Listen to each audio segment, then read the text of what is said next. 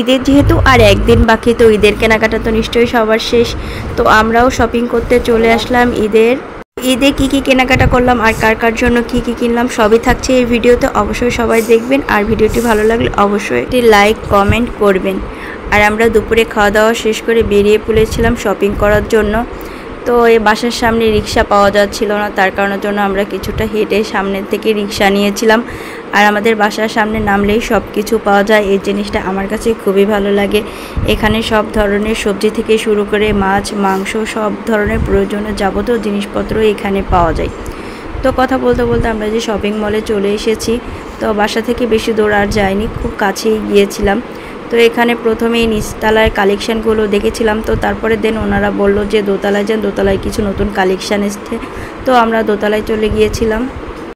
দোকানে গেলে আমি অনেক বেশি কনফিউজড হয়ে যাই, কারণ কোন কালারটা নিলে আমাকে বেশি ভালো লাগবে বা কোন কালারটা আমাকে বেশি মানাবে, তো সেটা নিয়ে কনফিউজড হয়ে যাবে। আর এখানে এত বেশি কালারফুল ড্রেস ছিল আর অনেক ধরনের কালার ছিল, তো কোনটা চুজ করবো সেটাই বুঝতে পারছিলাম না। যেহেতু আমার হাজব্যান্ড গিয়েছিল, সে সব সময় পছন্দ করে দেয়। আমি তাকে সবসময় বলি আমার কাপড়গুলো পছন্দ করে দিতে, কারণ সে যেটা পছন্দ করে সেটাই বেস্ট হয় আমার কাছে মনে হয়। আমার জন্য ড্রেস দেখার পর ওদের জন্য পাঞ্জাবি নিব। আমার এবার ইচ্ছা ছিল যে দুই ভাইয়ের একই রকমের পাঞ্জাবি নিব। তো অনেক দিনের ইচ্ছা ছিল যে দুই ভাই একই ধরনের পাঞ্জাবি নিব, মানে একই কালারেরই পাঞ্জাবি হবে। এটা আমার কাছে অনেক বেশি ভালো লাগে, যখন দেখতাম একই ড্রেস পরেছে তখন আমার কাছে খুবই ভালো লাগতো। তো আমারও ইচ্ছা ছিল যে আমার দুই ছেলেরও যেই পাঞ্জাবি নিব না কেন দুটাই একই ধরনের হবে, মানে দুই ভাই একই পাঞ্জাবি পরবে। খুবই ভালো লাগছে এই যে দুই ভাইয়ের যে অনেক খুঁজে খুঁজে দুই ভাইয়ের একই রকমের পাঞ্জাবি পেয়েছিলাম। এই দোকানে কয়েকটা পাঞ্জাবি পেয়েছিলাম যেটা দুই ভাইয়েরই পারফেক্ট হয়। তো অনেক জায়গায় ওদের পাঞ্জাবিটা খুঁজেছিলাম, বাট ওদের দুই ভাইয়ের একই মাপের পাঞ্জাবিটা পাওয়া যাচ্ছিল না। মানে যেটা পছন্দ হচ্ছিল সেটা হয়তো আরবের হচ্ছিল না, আবার যেটা পছন্দ হচ্ছিল সেটা ইহানের হচ্ছিল না। মানে দুই ভাইয়ের কোনোভাবে একই পাঞ্জাবি মেলাতে পারছিলাম না।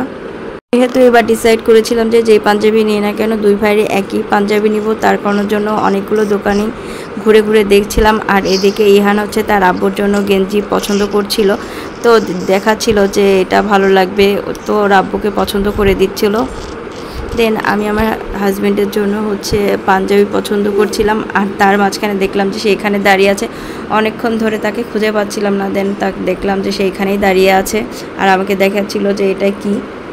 আরবকে নিয়ে আসলে মানে একদমই স্থির হয়ে থাকা যায় না, কারণ সে এদিক ওদিক দৌড়াতে থাকে। আর ভয়ও হয় যে যদি দোকান থেকে বেরি হয়ে যায় তো তার পেছনই থাকা লাগে।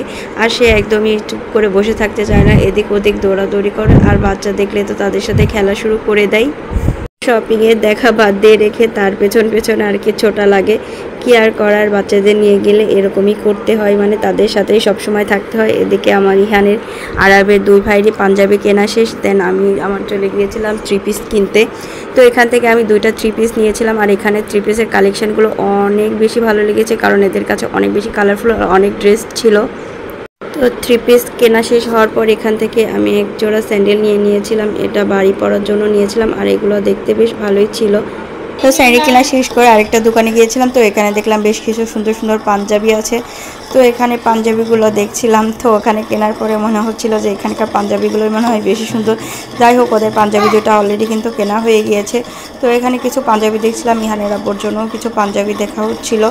তো দেখা শেষ করার পরও হচ্ছে আরব দেখলাম যে আরবকে খুঁজে পাচ্ছিলাম না।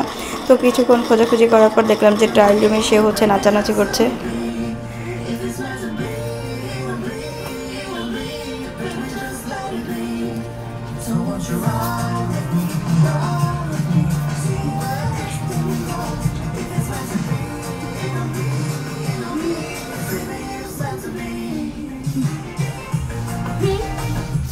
তো এখান থেকে দেখা শেষ করে আমরা এখান থেকে বেরিয়ে পড়েছিলাম বাসার উদ্দেশ্যে, যেহেতু অনেক বেশি রাত হয়ে গিয়েছে। তো আমরা বাসার দিকে রওনা দিয়েছিলাম। আর আমাদের বাসার কাছে একটা নতুন বিরিয়ানির দোকান হয়েছে। তো ইহানের আব্বু বলছিল যে চলো তোমাদেরকে এই দোকানের বিরিয়ানিটা খাওয়াই, যেহেতু এখানকার বিরিয়ানি এখনও পর্যন্ত আমাদের খাওয়া হয়নি। তো আমাদের সবার জন্য এক প্যাকেট করে বিরিয়ানি নেওয়া হয়েছিল। বিরিয়ানি যেহেতু নেওয়া হয়েছে, আরব তো অনেক খুশি, কারণ ও অনেক বেশি বিরিয়ানি পছন্দ করে। এমনিতে তো কোনো কিছু খাবার খেতে চায় না, বাট বিরিয়ানি হলে দেখেন সে হাত দেখাচ্ছে। এমনি সময় কিন্তু তাকে খাইয়ে দেওয়া লাগে। তো সবার ভিডিওটি কেমন লেগেছে অবশ্যই জানাবেন। আজকে এই পর্যন্ত।